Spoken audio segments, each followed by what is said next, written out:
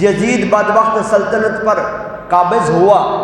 اس نے امام علی مقام امام حسین سے بیعت کا مطالبہ کیا،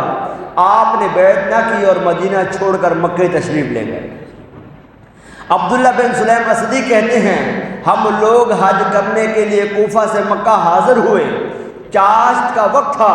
میں نے دیکھا امام علی مقام امام حسین اور حضرت عبداللہ بن زبیر کعبے کے دروازے کے قریب کھڑے باتیں کر رہے ہیں۔ حضرت عبداللہ بن زبیر نے کہا اے امام آپ یہی رہیے، ہم آپ کی بیعت کریں گے۔ امام علی مقام نے فرمایا میرے والد محترم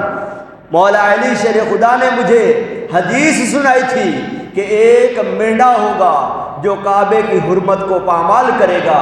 اسے یہاں قتل کر دیا جائے گا، میں یہاں رہ کر وہ مینڈا نہیں بننا چاہتا۔ مطلب یہ تھا کہ میری شہادت تو طے ہے، یہاں مکے میں رہوں گا تب بھی شہید ہونا ہی ہے، نقصان یہ ہوگا کہ یزید بدبخت میری دشمنی میں مکے کی بے حرمتی کرے گا، لہذا مجھے جانا ہی ہوگا۔ اس کے بعد یہ دونوں دیر تک آہستہ آہستہ باتیں کرتے رہے، یہاں تک کہ ظہر کا وقت قریب آ گیا۔ اس کے بعد امام علی مقام نے طواف کیا، صفا و مروہ کی سعی فرمائی، بال کٹوائے، عمرہ مکمل کیا اور پھر کوفہ کی طرف سفر شروع فرما دیا۔ روایات میں ہے فرزدق جو عرب کا مشہور شاعر تھا، راستے میں امام علی مقام سے ملاقات ہوئی۔ امام علی مقام نے پوچھا کوفے میں لوگوں کی کیا صورتحال ہے؟ فرزدق بولا لوگوں کے دل آپ کے ساتھ ہیں مگر تلواریں یزید کے ساتھ ہیں، آسمان سے فیصلے اتر چکے ہیں، ہونا وہی ہے جو اللہ پاک چاہے گا۔ یہ سن کر امام علی مقام نے فرمایا فرزدق تم نے سچ کہا ہے، حکم پہلے بھی اللہ ہی کا تھا، بعد میں بھی اللہ ہی کا ہوگا، جو خدا چاہتا ہے وہی ہوتا ہے، ہر دن ہمارے رب کی نئی شانیں ہیں، اگر تو خدا کا فیصلہ وہی ہے جو ہم چاہتے ہیں تب ہم اس کی نعمت پر اس کی حمد کرتے ہیں اور وہی شکر کی توفیق بخشتا ہے، اور اگر اللہ پاک کا فیصلہ کچھ اور ہے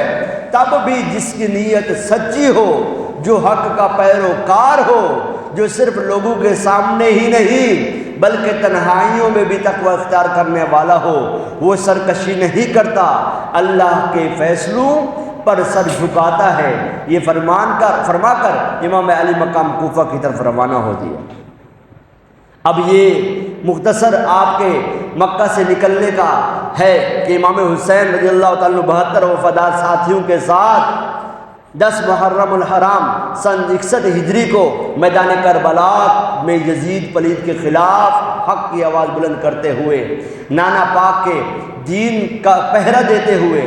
ظلم سہتے ہوئے، دکھ اور غم کے پہاڑ کے سامنے ثابت قدم رہ کر انتہائی عزت و شجاعت کے ساتھ، شان و شوکت کے ساتھ آپ رہتی دنیا تک کے لیے باطل کے خلاف کھڑے ہونے کا،